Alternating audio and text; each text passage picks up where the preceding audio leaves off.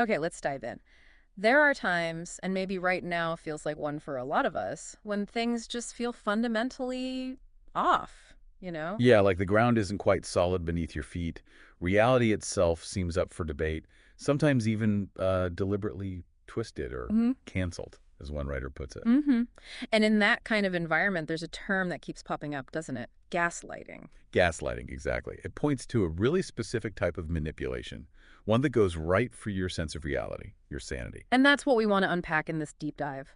We're drawing heavily on the insights of Ariel Leve, specifically from her, well, incredibly personal story about growing up in an environment where her reality was constantly undermined. Right. Our aim is to really understand what gaslighting felt like for her and, crucially, pull out the strategies she developed, often just to cope, really, for how you find solid ground when everything feels so uncertain. And her story kicks off with this really jarring moment years later. It's validating, but also deeply unsettling. Yeah, she talks about a meeting, I think she's in her mid-30s by then, meeting an editor. And someone else who knew her way back when, as a child, said something truly shocking. He does. She's feeling hopeful. This meeting could be good. This other writer comes in, recognizes her name, asks if she's the daughter of so and so, and then turns to the editor and drops this line. He says, "Oh, I always wondered how that little girl would survive. I thought her only chances were suicide or murder." Suicide or murder. Just imagine hearing that. Someone observed your childhood and thought those were your only likely outcomes. It's brutal. But she describes it as, weirdly, a moment of validation. Like, okay, I wasn't crazy. It confirmed her own gut feeling about how precarious, how dangerous that environment actually was. Someone else saw it too. And that right there highlights something absolutely central about gaslighting, I think. It messes with your head so much. Right. That hearing anything external that confirms your experience, even something that grim, can feel like a lifeline. Proof you weren't just imagining things. Absolutely. So let's get into what that environment was actually like. How did the gaslighting play out day to day for her? She defines it pretty simply, actually. Yeah, manipulating someone into questioning their own sanity.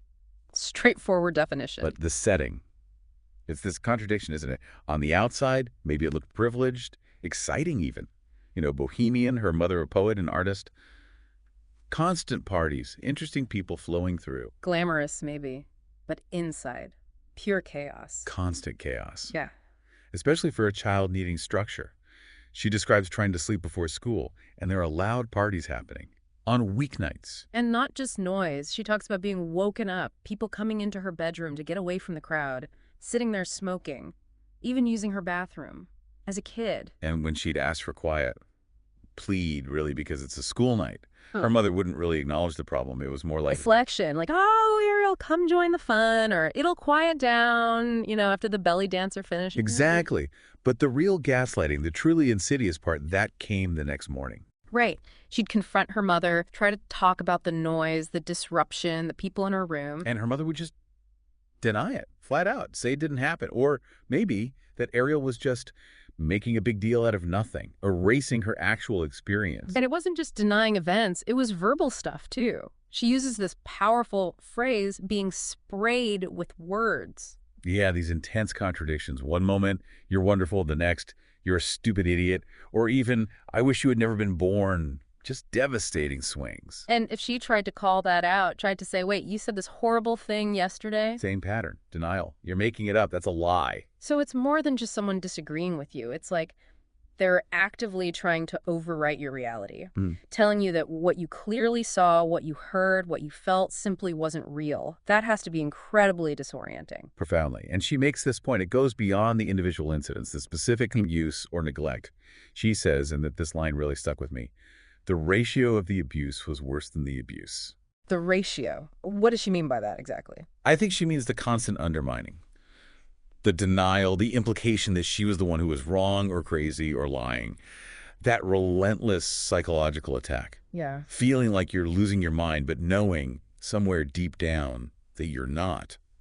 Maybe that was even more damaging than the specific bad things that happen. That feeling of being crazy but knowing you're not, that captures the specific torture of gaslighting, doesn't it? It really does. Okay, so faced with all of that, an environment where an outsider only saw suicide or murder as options. How did she survive? She talks about developing these strategies over time, not consciously at first. No, they were more like survival instincts that she later understood as strategies. Hmm. The first one she identifies, remain defiant. Defiant, meaning? Meaning trusting your own version of events, your own reality, above everything else. She tells this story from childhood. She was something about running away. Right. Her mother found it, said it wasn't true, it didn't happen like that, and told her to change it. And what did she do? She refused. She apparently yelled back, "I'm not changing my story, I'm not." Just this raw, instinctive refusal to let someone else rewrite her truth. Wow. She actually says that defiance and the anger that fueled it protected me. It preserved her sense of reality. It wasn't about being difficult for the sake of it. It was resilience against bullying, against manipulation. It's like an internal boundary, holding your ground inside your own mind. Okay, strategy number 2. This one feels tough, pragmatic maybe. Recognize you will never get accountability. Yeah, this is a really hard truth for anyone dealing with a gaslighter. You have to accept that logic, reason, evidence, it just doesn't work on them in the way you hope it will. Because their goal isn't shared understanding. Right. Their goal is maintaining their narrative, their control. She tells another story, this time as an adult, trying to gently bring up the past with her mother in a restaurant. She even tried to make it light, playfully using the term child abuse. How did that go over? About as well as you'd expect. The immediate response from her mother was, "What about mommy abuse?" Nobody ever talks about that. Ugh. Complete deflection. Turning it around. Instantly. And that moment was a huge lesson. You will never get that person to say, "Oh, you're right. I see your point. I'm sorry." It's just, she says, not in the cards. So trying to get that apology, that validation from them is just banging your head against a wall. Completely. Yeah. And letting go of that need, that wish for them to finally see it your way is actually incredibly powerful. It frees you up. You stop pouring energy into something that's never going to happen. Yeah. She also mentions how, patterns of broken promises reinforce this. The cycle of bad behavior, apologies or assurances, then repeating the behavior. It teaches you not to trust their words. Which makes perfect sense leading into the third strategy. Stop engaging and put yourself first. If you know you can't win the argument or get accountability. Then why keep playing the game? Engaging with a gaslighter just keeps you stuck in that feeling of the ground shifting, of never feeling heard or validated. So the solution is? Pretty simple, actually. Stop. Stop engaging in those circular, maddening arguments. Stop trying to make them understand. And instead, put all that energy into yourself, into protecting your own peace and your own sense of reality. It's like taking your pieces off their chessboard entirely. Yeah. Okay, strategy 4 gets into a coping mechanism that developed over time. Develop a healthy detachment. Right. She talks about how growing up with that constant emotional whiplash, you're wonderful, then you're horrible, I love you, I hate you. She built this internal wall. How so? By deciding, subconsciously mostly, that nothing meant anything. If she didn't let the good or the bad land emotionally, she couldn't be hurt by the wild swings, kind of emotional numbing. That makes sense as a survival tactic for a kid, but she Yeah. talks about the price later, right? Exactly. What helped her survive then became a problem later.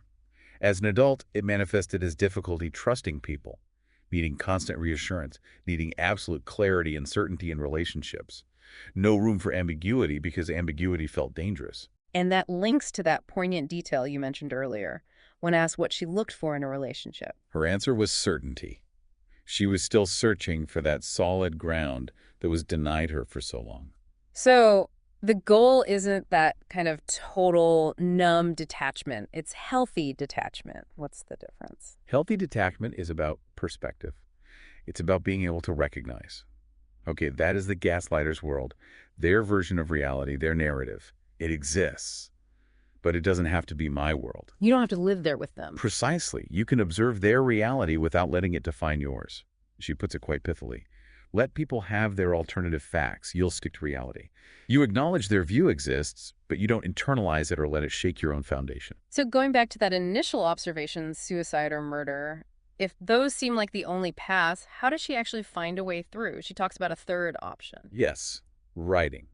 For her, writing became that third option. It wasn't just, keeping a diary. It was a tool. A tool for what? To make sense of it all.